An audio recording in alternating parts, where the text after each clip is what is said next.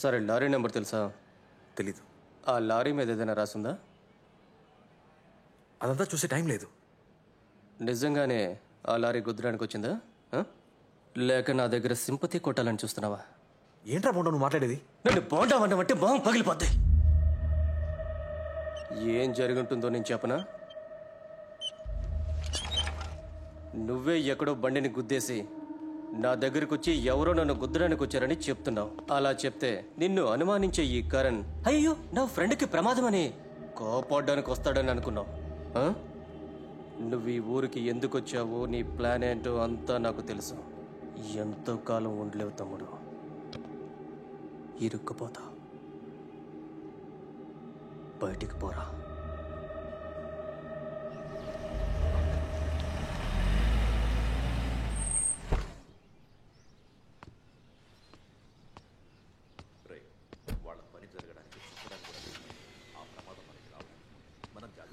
శర్వా, నీకేం కాలేదు కదా? నాకు చాలా ఏం లేదమ్మా, చిన్న దెబ్బలే. ఆ రిసార్టోడికి బలుపు ఎక్కువైంది శర్వా. ఇంతవరకు ఊర్లో సమస్యలు సృష్టించాడు, ఇప్పుడు కుటుంబంలో కూడా సృష్టించాడు. వాడేం చేస్తాడు? లేదు శర్వా, ఎవడో వచ్చి నా కొడుకు మీద చెయ్యేసిన తర్వాత కూడా వదిలేస్తే ప్రజలకి మన మీద నమ్మకం పోతుంది. చూడు శర్వా, నీకేమనిపిస్తే చెయ్యి. నాన్న, ఏం మాట్లాడుతున్నారు? సర్వాకి మీ రాజకీయాలు వద్దు. ఇవన్నీ రాజకీయాల్లో జరిగేవేనమ్మా. అక్క, మా నాన్న చూడని గొడవలా? వాటికి వేపడి ఊరికే ఇంట్లో కూర్చోను. వద్దంటే వద్దు. ఏం చేసినా మన కుటుంబం సంతోషం కోసమే కదమ్మా. నాన్న, ఎందుకు టెన్షన్ అవుతున్నావు? నీకు అసలు ఏం తెలీదు. నువ్వు నోరుమోయ్. నాన్న, ఇక మీదట సర్వ దగ్గర రాజకీయాలు పార్టీ అంటూ ఏం మాట్లాడొద్దు. మీ వల్ల, మీ రాజకీయాల వల్ల తనకు ఏ ప్రమాదం జరగకూడదు. లోపలికి పో. పొమ్మని చెప్తున్నాగా.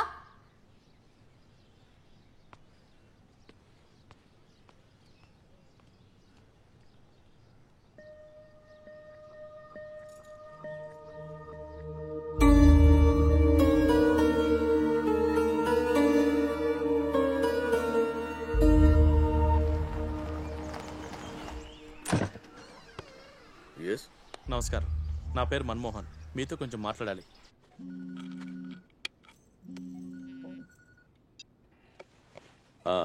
నమస్కారం సార్. మిమ్మల్ని కలవకూడదని మీరు నాకు చెప్పారు, కానీ నాకు ఇప్పుడు మిమ్మల్ని కలవాలనిపిస్తుంది. ఎక్కడ?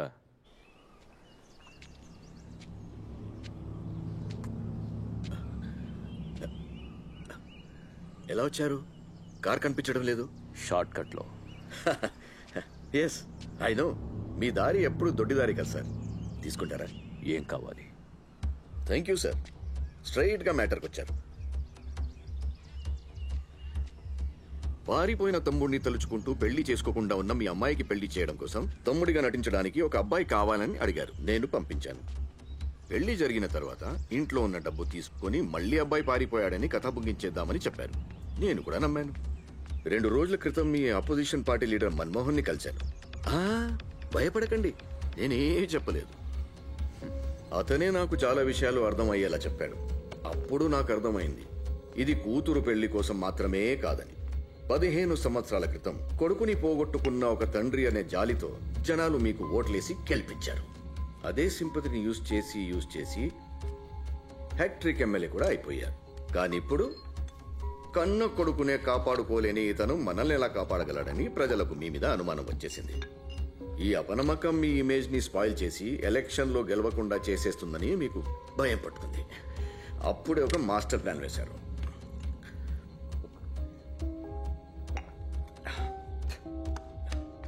పారిపోయిన కొడుకు తిరిగి వచ్చేశాడు, రాజకీయ వారసుడు దొరికాడన్న సంతోషంలో జనాలు ఓట్లేస్తారు. మీరు ఎమ్మెల్యే అయిపోవచ్చు, అమ్మాయికి పెళ్లి కూడా చేసేయచ్చు. ఒకే దెబ్బకి 2 పిట్టలు.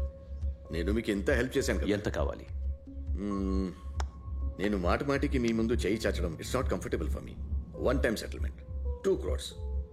కొంచెం తక్కువే, అయినా మనం ఇద్దరం ఫ్రెండ్స్ కదా. Deal okay?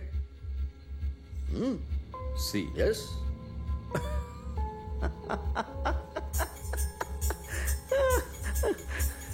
సి 2 లక్షలు ఇస్తాను, తీసుకుని వెళ్ళు. ఇదే మీ నిర్ణయమా? సరే, మీరు బయలుదేరండి. మన్మోహన్ని రమ్మని చెప్పాను. మన మధ్య డీల్ ఓకే అయితే అతనికి గుడ్ బై చెప్పి వెళ్ళిపోదాం అనుకున్నాను. బట్ అతనితో చిన్న పని ఉందిలే. నువ్వేం చెప్పినా ఎవరు నమ్మరు. నా మీద జనాలకు నమ్మకం ఉంది. You are a bad politician. I'm an ugly police officer. Vicky original documents, మన ఇద్దరి ఫోన్ కాన్వర్జేషన్స్ అన్ని రికార్డ్స్.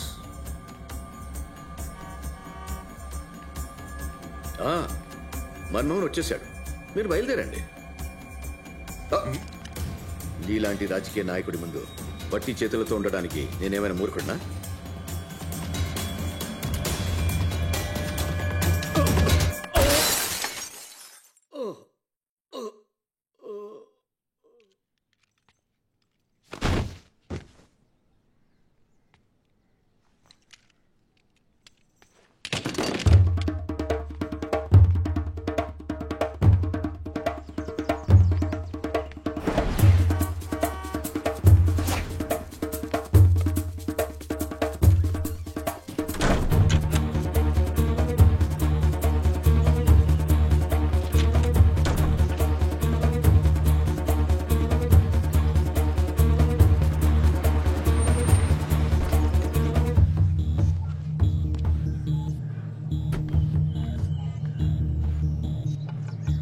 జీవనం సార్,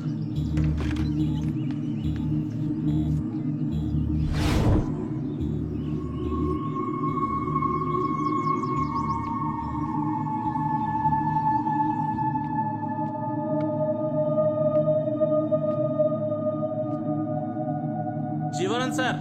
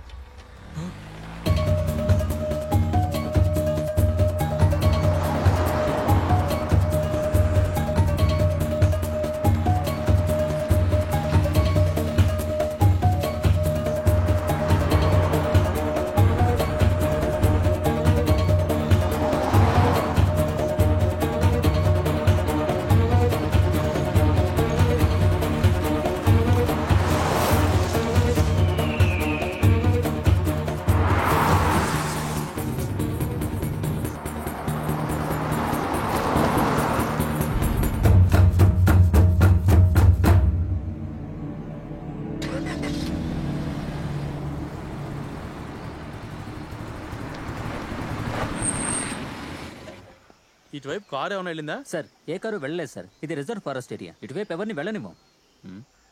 సార్ డిక్కీ ఓపెన్ చేయండి. ఏయ్, నేనెవరో తెలీదా? సీసీటీవీ కెమెరా ఉంది సార్, ఎవరినైనా సరే చెక్ చేసి పంపించాలి, కోఆపరేట్ చేయండి. పోయి చూడు.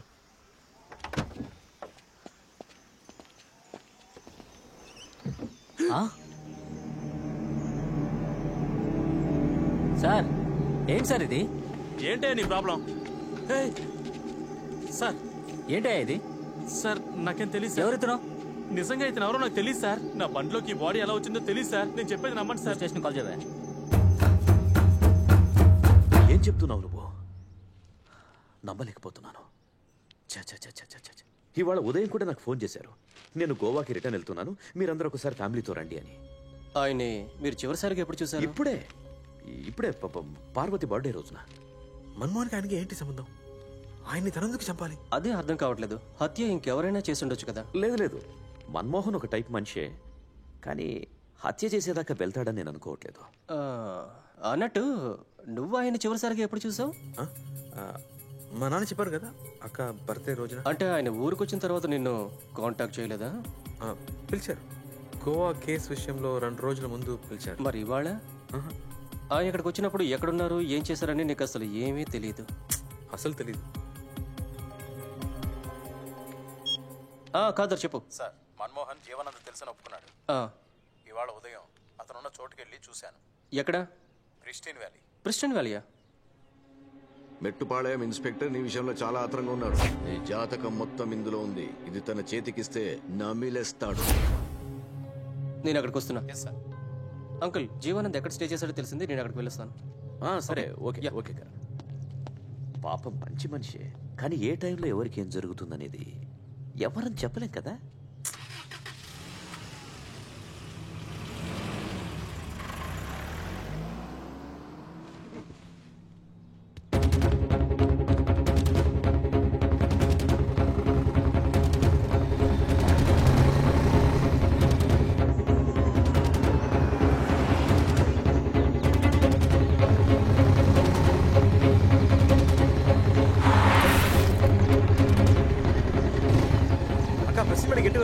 సిమెంట్ పోవాలా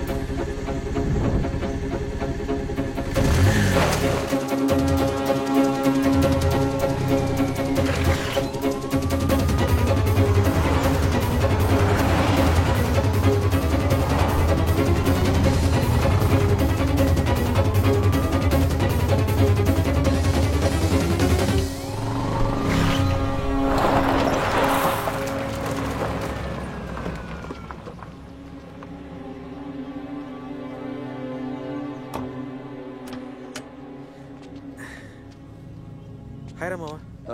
నువ్వెలా వచ్చావు? ఇందాక జీవానందం ఉన్న చోటు తెలియదని చెప్పు.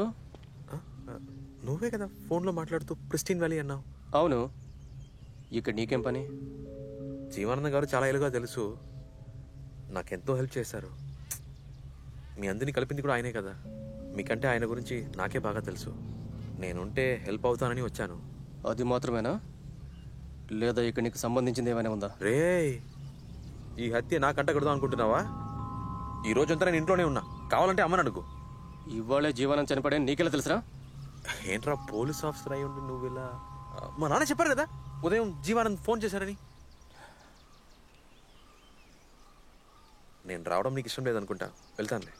చాలా కష్టపడి వచ్చి ఉంటావు రా.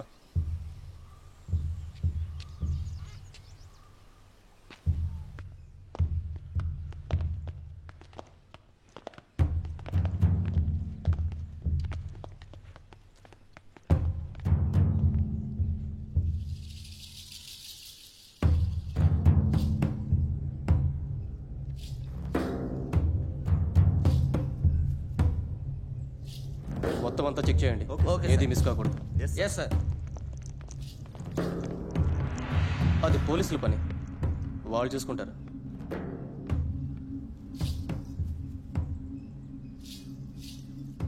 మన్మోహనే చంపేసి ఉంటాడని నమ్ముతున్నావా? నాకేం తెలుసు, నువ్వు నమ్మలేదని మాత్రం తెలుస్తుంది. బట్ ఏం చేయాలి? దొరికిన ఆధారాలన్నీ నీకు వ్యతిరేకంగానే కదా ఉన్నాయి. మన్మోహన్ని ఎంక్వైరీ చేసినప్పుడు జీవానంద్ ఏదో ముఖ్యమైన విషయం గురించి మాట్లాడాలని అతను ఇక్కడికి పిలిచారు. వచ్చినప్పుడు ఇక్కడ ఎవ్వరూ లేరు. నేల మీద ఈ బ్లడ్ని మాత్రమే చూశాడు. ఆ టైంలో బయట ఒక గ్రే కలర్ కారు వెళ్ళడం చూశాడు. దాని నెంబర్, మోడల్ ఏది చూడలేదని చెప్తున్నాడు. సో అతను రావడానికి ముందు ఇక్కడికి ఎవరో వచ్చి వెళ్ళారు. అవును, మీ ఇంట్లో కూడా ఒక గ్రే కలర్ కారు ఉంది కదా? అవునరా, నేనే చంపాను. వాడితో కలిసి చెప్పాడు, నువ్వు నమ్మావు. అప్పుడు ఎందుకు పోలీసులు పట్టుకున్నప్పుడు జీవనం ఎవరో తెలియదు అన్నాడు? భయంలో ఒక్కొక్కరు ఒక్కోలా రియాక్ట్ అవుతారు. సడన్ గా కారు డిక్కీలో డెడ్ బాడీని చూసిన భయంలో తెలియదని చెప్పుంటాడు. It's quite natural. సార్,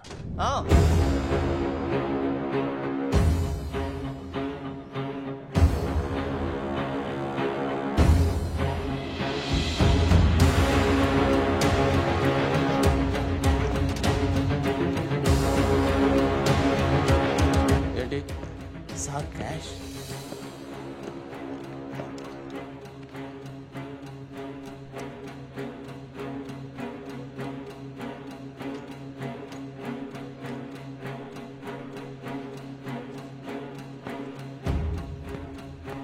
బాబాయ్, గ్లౌజ్ ఎక్కడ? బండిలో ఉంది సార్. తీసుకురండి. Okay sir.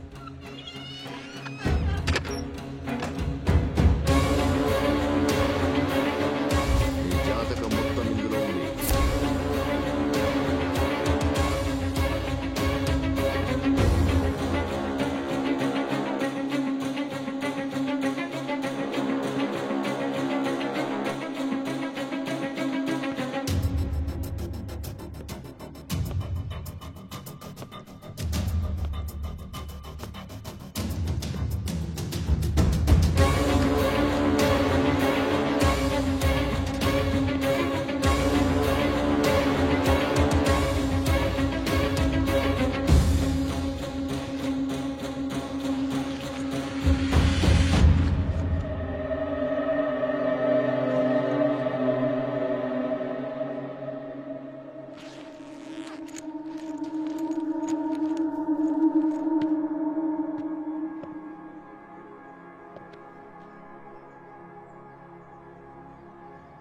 ఆ ఫైల్ ఎక్కడుంది?